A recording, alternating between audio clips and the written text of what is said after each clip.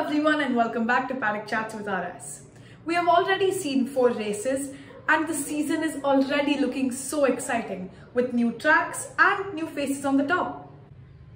The season is just 4 races old and it's all happening here, like the famous Australian cricket legend Bill Lawry would shout in excitement from the commentary box.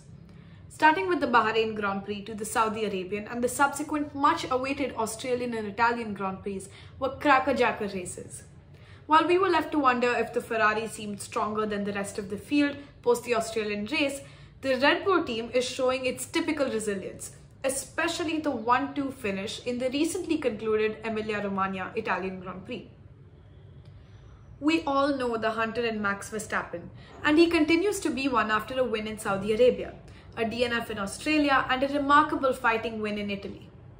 Charles Leclerc is still strong in the Ferrari with a strong win at Albert Park in Melbourne and an unfortunate spill in Italy. With the 1-2 finish earning the maximum points in Italy, the Red Bull team has closed the gap to just 11 points with the championship leader Ferrari. These two are clearly the front runners. Mercedes is tottering at 77 points, and the current progress, they look quite unlikely to catch up unless any unforeseen situations work to their favour. In the Drivers' Championship, Charles Leclerc is still a clear 27 points ahead of Max Verstappen. Sergio Perez in the other Red Bull is at 3rd place in the standings due to his strong 2nd place finish in the Italian Grand Prix. Not far away from him is a Mercedes driver. No, it's not Lewis Hamilton, but it's his Mercedes teammate George Russell, who is currently 4th in the standings ahead of Carlos Sainz in the Ferrari. While Mercedes would have wanted to be on the top, the George Russell's progress must keep them hopeful to continue to develop their car. Carlos Sainz might consider himself unlucky as he had 2 podium finishes in the first 2 races and then 2 DNFs in the next 2 races. But let's see, he picks up his form back in a car which has potential podium winning pace. He certainly has extended his contract vying for Ferrari to keep him in the top 3. Coming to the 7-time world champion himself, Lewis Hamilton. He looks down and possibly out, standing 6th in the championship. According to him, the 2009 car he had was by far the worst to drive, and this year's is a close second. The team management has accepted that Lewis Hamilton's car is not up to any world championship winning standards, and they are hoping to raise the standards sooner than later, when it's too late, even mathematically, to win the championship. Lando Norris stands out for McLaren Mercedes between the 2 drivers, as except for the first race no points finish, Lando has finished in the top 10 and in fact on the podium and the Italian Grand Prix.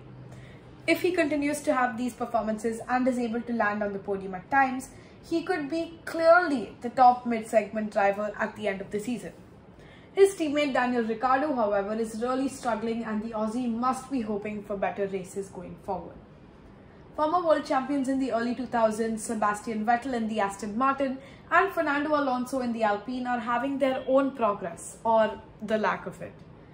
With Vettel signed up only till the end of the 2022 season, he was betting on the immense potential of the Aston Martin project, also to see if this could revitalize his career after leaving Ferrari in 2020. Much to his agony, Vettel could not race the first 2 races due to testing positive for COVID, and he eventually started his first race in the Australian Grand Prix.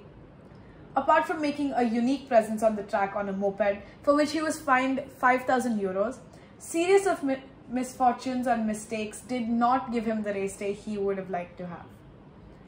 In his first, the Aussie Grand Prix, he had a DNF and raced just a total of 48 laps the entire weekend. And in Italy, he had an 8th place finish with the first points of the season. Clearly frustrated, will this force the 4-time world champion to retire early in 2022? Time will tell. Alonso, on the other hand, seemed to have a better start to the season, but that did not continue the last 2 races with no points. Rather, the Alpine team is looking aspirational to challenge the bottom half of the top runners with a solid Esteban Ocon. He is on 20 points in the top 10. If they minimize their DNFs and are able to get both their drivers in the points, they will make this look solid in the midfield. Among other aspiring midfielders, the new entrant Zhou Guanyu has had an encouraging start to his F1 career with a 10th place on debut and 2 consecutive 11th place finishes. At the same time, the re-entrant Kevin Magnussen seems to be enjoying his return with a 10th place standing in the table, ahead of some strong midfielders like Gasly and Ricciardo. Other similar midfield teams like McLaren, Alfa Romeo, AlphaTauri and Aston Martin, the erstwhile Force India team, are figuring out their year and having their own share of success and setbacks.